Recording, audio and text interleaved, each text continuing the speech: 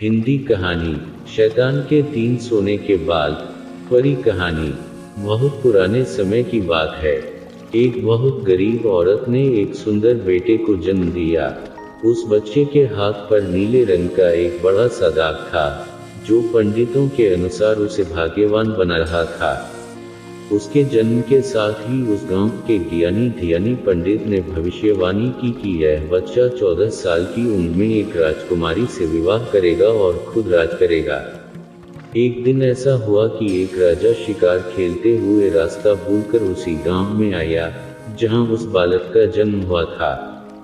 गांव वालों ने उस राजा को पहचाना नहीं, क्योंकि उन लोगों ने कभी उसे देखा ही नहीं था। गांव के एक बूढ़े ने बातों बातों में राजा को बताया कि कुछ दिनों पहले उनके गांव में एक ऐसा बच्चा पैदा हुआ है, जो 14 साल की अवस्था में इस राज्य के राजा की लड़की से विवाह करेगा। राजा को यह बात सुनकर बहुत गुस्सा आया, क्योंकि कुछ दिन पहले उसके घर में एक बेटी का जन्म हुआ था। राजा वैसे भी बहुत ही घमंडी और कठोर हृदय का व्यक्ति था।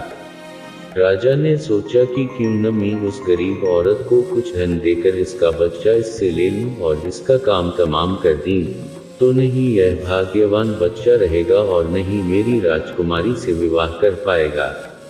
वह गांव के उस बूढ़े से बोला, बाबा, तुम मुझे उस औरत के पास ले चलो। वह उस बच्चे को ठीक ढंग से नहीं पाल पाएगी। मैं उस बच्चे को अच्छे ढंग से पालकर बड़ा करूंगा। बूढ़ा उस राजा को उस भाग्यवान बच्चे की मां के पास ले गया। राजा ने उससे अपना बच्चा देने की विनती की और बोला, तुम बहुत गरीब हो, इस बच्चे को कैसे पाल सकोगी? यह बच्चा मुझे दे दो, मैं इसे बहुत अच्छी तरह पालूंगा। वह गरीब औरत उसे अपना बच्चा देने से इनकार करती रही। तब राजा ने उसे बहुत सा धन दिया और बोला, इस धन से तुम अपना पेट पालना और जब यह तुम्हारा भाग्यवान बेटा बड़ा हो जाएगा तो खुद ही तुम्हारे पास आ जाएगा। गरीब मां ने सोचा, चूंकि यह बहुत ही भाग्यशाली बच्चा है, इसीलिए यह अमीर आदमी इसे लेने मेरे घर आ पहुंचा है। शायद यही ईश्वर की इच्छा है।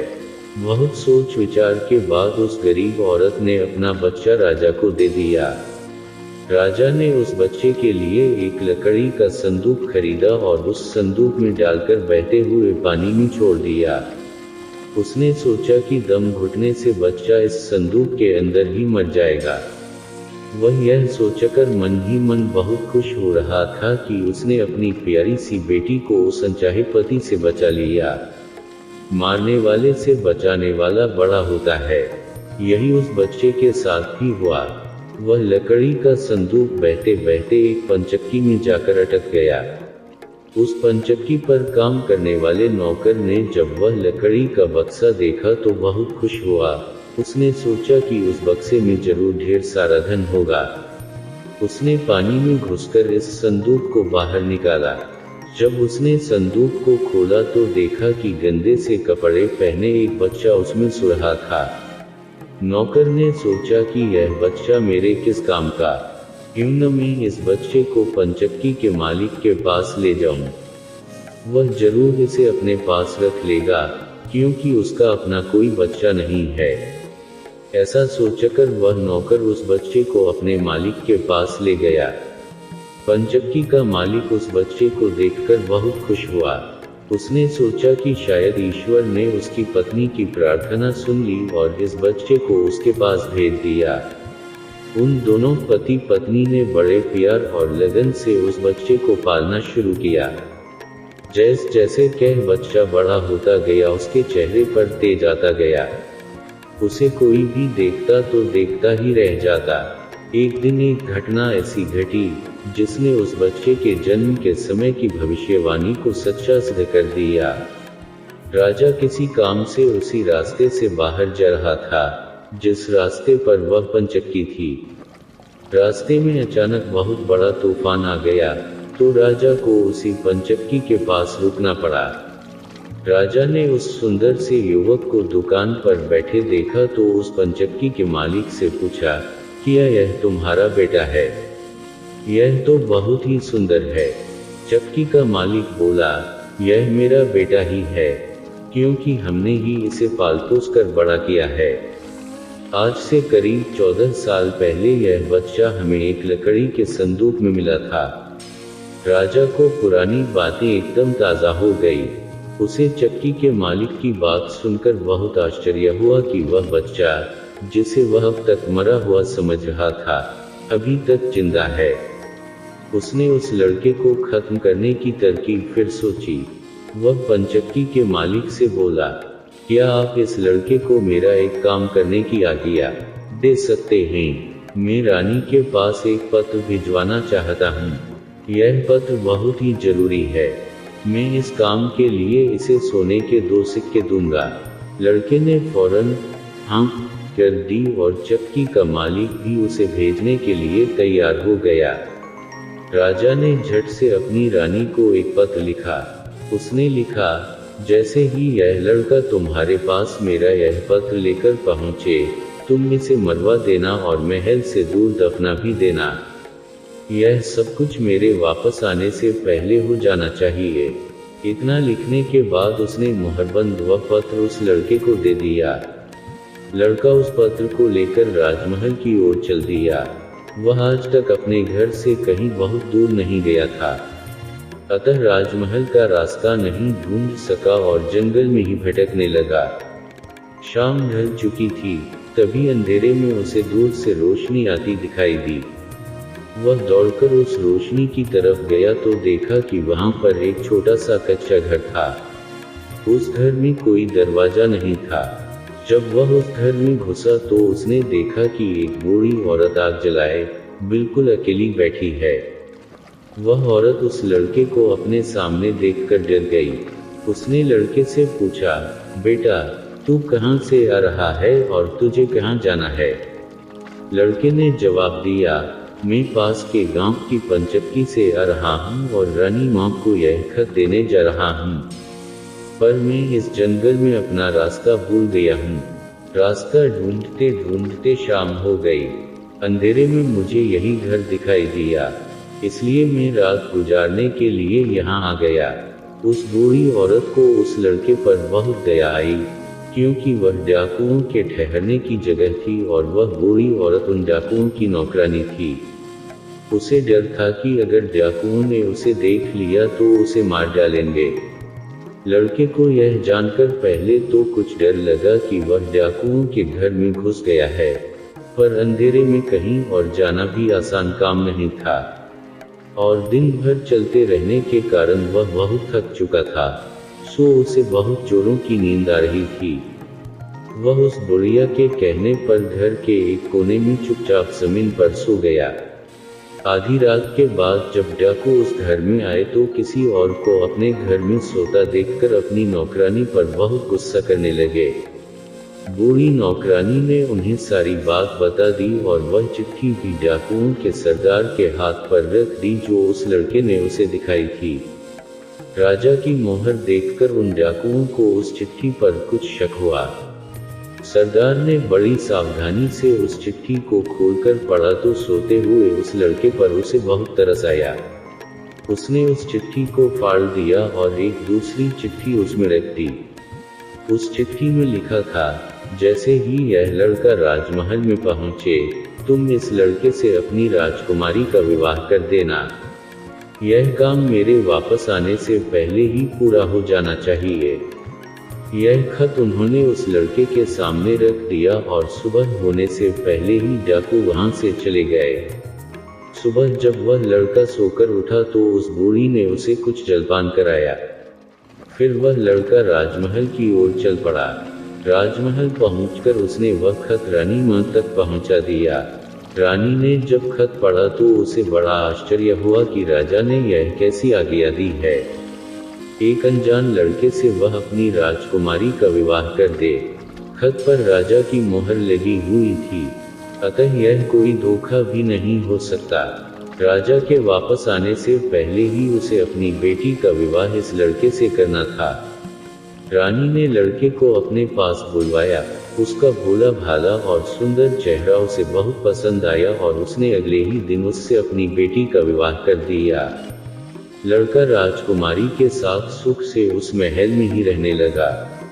कुछ महीनों बाद राजा वापस अपने राजमहल में आया तो उस लड़के के बारे में जानने के लिए बहुत उत्सुक था, पर उसे जब यह पता लगा कि रानी ने राजकुमारी का विवाह उसी लड़के से करवा दिया है तो उसे बहुत गुस्सा आया। जिस बात को वह नहीं होने देना चाहता था, उसकी पत्नी ने वैसा ही कर दिया। उसने अपनी पत्नी से वह खत मांगा। राजा ने उसमें उस लड़के से राजकुमारी के विवाह की बात लिखी देखकर हतप्रभ रह गया। उसे लड़के पर शक हुआ कि वह पढ़ा लिखा है, जरूर रास्ते में खत बदल दिया होगा। उसने लड़के को अपने पास बुलवाया और उसे सच्चाई बताने की आज्ञा दी। लड़का बोला, हे राजन, मुझे कुछ नहीं पता कि इस खत में आपने क्या लिखा था, क्योंकि मैं तो इसे ऐसा ही लेकर आ गया। हाँ, जंगल में मैंने एक पुराने घर में रात जरूर गुजारी थी, क्योंकि मैं राजमहल का रास्ता नहीं ढूंढ पाया था और जंगल में भटक गया था। राजा को उस लड़के की बात पर विश्वास नहीं हुआ। वैसे भी राजा को उस लड़के से बहुत नफरत थी। वह नहीं चाहता था कि उसकी बेटी से शादी करने के बाद वह इस राज्य का राजा बने। वह लड़के से बोला, मेरी गैरहाजिरी में रानी ने मेरी बेटी की शादी तुझ कंगाल से कर दी है, पर मैं इस शादी को तब तक अपनी सहमति नहीं दूंगा जब तक तू मुझे शैतान के 3 सोने के बाल नहीं लाकर देगा।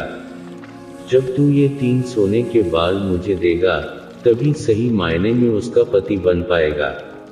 राजा ने ऐसी असंभव शर्त इसलिए रखी थी कि 3 सोने के बाल ढूंढते ढूंढते ही यह लड़का कहीं मर खप जाएगा। इस प्रकार उसे इस लड़के से अपने आप छुटकारा मिल जाएगा। अब लड़के के आगे राजा की आज्ञा का पालन करने के अलावा कोई और रास्ता नहीं था, क्योंकि अगर वह राजा की आज्ञा का उल्लंघन करेगा तो भी राजा उसे मरवा देगा। इससे अच्छा है कि बाहर जाकर ढूंढने पर शायद वह 3 सोने के बाल लाने में सफल हो जाए। वह अगले दिन मुंह अंधेरे ही शैतान के सोने के बाल ढूंढने निकल पड़ा। चलते चलते वह एक बड़े शहर में पहुंचा। शहर की सीमा पर एक बड़ा सा गेट था, जिस पर हथियारबंद सिपाही पहरा दे रहा था। सिपाही ने उस लड़के से पूछा, यहाँ तुम्हारा क्या काम है? क्या तुम कुछ समझते और जानते हो? लड़का बोला, मैं सब कुछ समझता और जानता हूँ। सिपाही बोला, अगर तुम सब कुछ जानते हो तो हम पर भी एक मेहरबानी करो।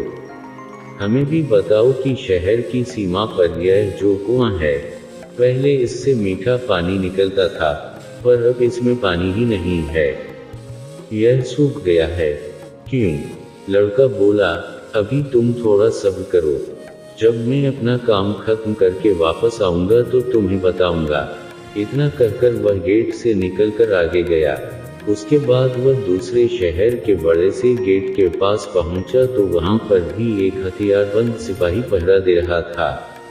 उस सिपाही ने भी उस लड़के से पहले वाले सिपाही जैसा सवाल पूछा, तो लड़के ने उसे भी वही जवाब दिया।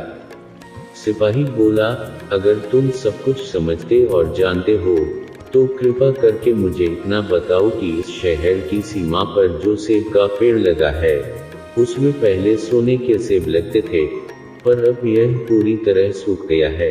अब इसमें पत्तियां भी नहीं लगती। ऐसा क्यों? लड़का बोला, थोड़ा इंतजार करो। अपना काम पूरा करके आने पर मैं इसका जवाब तुम्हें बताऊंगा। इतना कहकर वह आगे चल दिया और चलते चलते तीसरे शहर की सीमा पर पहुंचा तो वहां पर एक बड़ी सी नदी थी, जिसमें एक छोटी सी नाव थी और एक नाविक उस पर बैठा था। नाविक ने उससे पूछा, तुम यहाँ क्यों आए हो और यहाँ के बारे में क्या समझते जानते हो?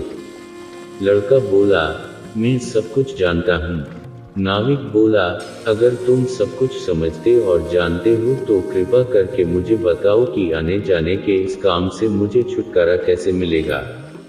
लड़का बोला, इस सवाल का जवाब मेरे वापस आने पर तुम्हें जरूर मिलेगा, पर पहले तुम मुझे नदी पार करवाओ। नाविक ने उसे अपनी नाव पर बैठाकर दूसरे किनारे पर छोड़ दिया। जैसे ही वह नदी के दूसरे किनारे पर गया, उसे वहां नीचे की ओर जाने वाला कच्चा और अंधेरा सा रास्ता दिखाई दिया। वह उसी रास्ते पर चल पड़ा। काफी नीचे पहुंचने पर उसे एक बूढ़ी औरत आंगन में बैठी हुई दिखाई पड़ी। जैसे ही उसने उस घर में प्रवेश किया तो उस बूढ़ी औरत ने उससे पूछा, अरे बच्चे, तू कौन है और यहाँ पर क्यों आया है? तुझे पता नहीं कि यहाँ पर शैतान रहता है? लड़का बोला, मैं ठीक जगह पर आ गया हूँ, अब तुम मेरी सहायता करो। मुझे शैतान के सिर के 3 सोने के बाल चाहिए, नहीं तो मुझे मेरी पत्नी वापस नहीं मिलेगी। बूढ़ी औरत बोली, बेटा, यह तो तेरी बहुत बड़ी मांग है, इसे पूरा करना इतना आसान नहीं है। जब राक्षस घर वापस आकर तुझे यहाँ देखेगा तो कच्चा ही चबा जाएगा, इसलिए मुझे ही तेरी रक्षा करनी पड़ेगी। उस बूढ़ी औरत को लड़के पर तरस आ गया। उसने चींटा बनाकर उसे अपनी स्कर्ट की चुन्नटों में छुपा लिया। लड़का बोला, बूढ़ी माँ, मुझे आपसे 3 सवालों के जवाब भी पूछने हैं। पहला सवाल है, एक कुआं जिसमें से पहले शरबत की तरह मीठा पानी निकलता था, आजकल क्यों सूख गया है? दूसरा सवाल है कि एक सेब का पेड़ जिस पर पहले सोने के सेब लगते थे, अब उस पर पत्ते भी नहीं लगते, वह पेड़ क्यों सूख गया है? तीसरा सवाल है कि एक नाविक को क्यों हमेशा इधर से उधर जाना पड़ता है, उसे इससे छुटकारा क्यों नहीं मिलता? बूढ़ी दाई माँ बोली, ये तीनों बड़े कठिन सवाल हैं। इन सवालों के जवाब भी हमें राक्षस से ही मिल सकते हैं। मैं तेरे लिए यह कोशिश भी जरूर करूंगी, पर अब तू चुपचाप छुप जा, नहीं तो जिंदा नहीं बच सकता। शाम को राक्षस घर पहुंचा। अंदर घुसते ही उसने शोर मचाना शुरू कर दिया, मुझे अपने घर में किसी मनुष्य की गंध आ रही है, आज जरूर कुछ गड़बड़ है। यहाँ कौन आदमी आया था? इतना कहकर उसने पूरे घर में झांक कर देखा, पर उसे कोई भी मनुष्य नहीं मिला। उसकी दाई माँ उस पर गुस्सा करने लगी और बोली, अभी कुछ देर पहले ही तो मैंने पूरा घर साफ किया है, मुझे तो यहाँ कोई मनुष्य नहीं दिखाई दिया, लगता है तेरी नाक में ही मानस गंध घुस गई है। चुपचाप आराम से बैठ और भोजन कर। राक्षस को जब कोई मनुष्य नहीं मिला तो उसे अपनी दाई माँ की बात पर विश्वास करना पड़ा। वह चुपचाप खाना खाकर वहीं जमीन पर बिछी हुई बड़ी सी चटाई पर लेट गया। लेटते ही उसे नींद आ गई। उसकी दाई माँ भी आज उसके पास बिछी दूसरी चटाई पर लेट गई, क्योंकि आज उसे उस राक्षस के बालों से उसके सोने के 3 बाल तोड़ने थे। जब राक्षस नींद में जोर जोर से खड़की लेने लगा तो दाई माँ ने उसके सिर से सोने का एक बाल उखाड़ लिया।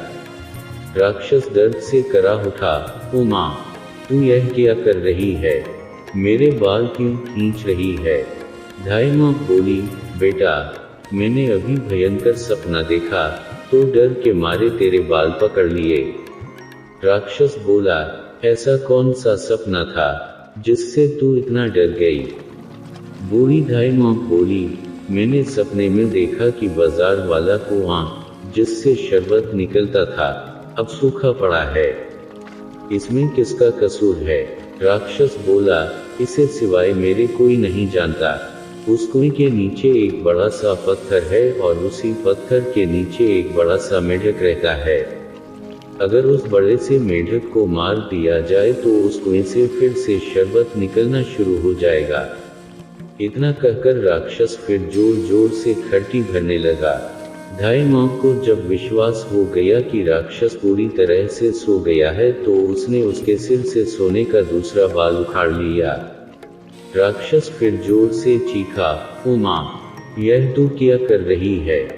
दाई माँ बोली, बेटा, बुरा मत मान, मैंने फिर से एक अजीब सा सपना देखा था, तभी डर के मारे तेरे बाल मेरे हाथ में आ गए। राक्षस ने पूछा, ऐसा कैसा सपना था जिससे तू इतना डर गई थी? बूढ़ी माँ बोली, मैंने सपने में देखा कि उस राज की सीमा पर जो सेब का एक पेड़ है, जिस पर पहले सोने के सेब लगते थे, अब सूख गया है, इसके सूखने का क्या कारण है? राक्षस बोला, इस पेड़ की जड़ में एक चूहा रहता है, जो इसकी जड़ों को काटता रहता है। अगर उस चूहे को मार दिया जाए तो वह पेड़ फिर से सोने के सेब देने लगेगा। पर अब तू मुझे अपने सपनों से परेशान मत कर, मुझे चैन से सोने दे। इतना कहकर थोड़ी देर बाद वह राक्षस फिर जोर जोर से खर्राटे लेने लगा। जैसे ही बूढ़ी माँ को लगा कि राक्षस सचमुच सो गया है, तो उसने तीसरी बार सोने का बाल उखाड़ लिया। अब तो राक्षस गुस्से से आग बबूला हो गया और ढाई माँ को खरी खोटी सुनाने लगा। ढाई माँ उसे शांत करने की कोशिश करने लगी, फिर बड़े प्यार से बोली, बेटा, मैं इन अजीब अजीब सपनों का क्या करूं? अभी अभी मैंने फिर से एक अजीब सपना देखा। राक्षस बोला, ऐसा कौन सा सपना देखा? जल्दी कह, मुझे जोर से नींद आ रही है। बूढ़ी माँ बोली, मैंने सपने में देखा कि मुझसे एक नाविक शिकायत कर रहा था कि उसे हर समय इधर से उधर जाना पड़ता है। उसे इससे छुटकारा क्यों नहीं मिलता? इसमें उसका क्या कसूर है? राक्षस बोला, वह नाविक मूर्ख है। जिस दिन वह किसी और आदमी के हाथ में अपना चप्पू दे देगा, उसे हर रोज के आने जाने से छुटकारा मिल जाएगा। इतना कहकर राक्षस फिर से अपनी चटाई पर लेट गया और खर्राटे लेने लगा। अब ढाई माँ ने उस लड़के को अपनी स्कर्ट से निकाला और उसे 3 सोने के बाल देकर बोली, अपने तीनों सवालों के जवाब तो तू सुन ही चुका है। अब ये ले 3 बाल और तुरंत यहाँ से भाग जा। लड़के को असली रूप में करने के बाद ढाई माँ ने झटपट उसे घर से बाहर निकाल दिया। लड़के ने हृदय से उसको धन्यवाद दिया और अपने ससुर के राज्य की ओर चल पड़ा। रास्ते में उसे फिर वही नाविक और पहरा देते हुए दोनों सिपाही मिले। नाविक ने जब उसे दूसरी ओर उतारा, तो वह लड़का बोला, तुम अपना यह चप्पू किसी और के हाथ में दे देना, तभी तुम्हें इस रोज रोज के आने जाने से छुटकारा मिल जाएगा। जब सिपाही को उसने उसके प्रश्न का उत्तर बताया तो उसने बहुत सा धन एक गधे पर लादकर उस लड़के को इनाम के रूप में दिया। वह उस धन से लदे हुए गधे को लेकर जब पहले सिपाही के पास पहुंचा, तो उसे भी उसके प्रश्न का उत्तर बताया।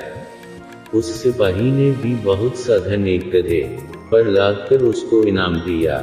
अब वह सोने के 3 बाल और 2 गधों पर ढेर सारा धन लेकर अपने ससुर के पास पहुंचा, तो उसे देखकर राजा हैरान रह गया। तीनों बाल और धन से भरे हुए 2 गधों को देखकर राजा ने उससे पूछा, तुम्हें यह इतना ढेर सारा धन कहाँ से मिला? लड़का बोला, मैं नदी के उस पार गया था, वहाँ मुझे बहुत सारा धन मिला, उसमें से कुछ धन मैं अपने साथ ले आया। राजा को लालच आ गया। वह लड़के से बोला, क्या मैं भी नदी के उस पार से तुम्हारी तरह कुछ धन ला सकता हूँ? लड़का बोला, क्यों नहीं? उस नदी में नाव पर एक नाविक बैठा है, जो अपनी नाव से आपको उस पार ले जाएगा, पर आप उसका चप्पू उससे लेकर नाव को खुद चलाएंगे तो नदी की दूसरी ओर पहुंचकर ढेर सारा धन ले आएंगे। लालची राजा इतना सुनकर नदी की ओर चल पड़ा। वहां सचमुच ही एक छोटी सी नाव पर एक नाविक बैठा था। राजा उस नाविक के पास गया और उसके हाथ से उसका चप्पू लेकर खुद नाव चलाने लगा। अब उस नाविक को रोज के आने जाने से छुटकारा मिल गया और राजा को उस नाविक की जगह हर समय नाव पर इधर से उधर जाने की सजा मिली।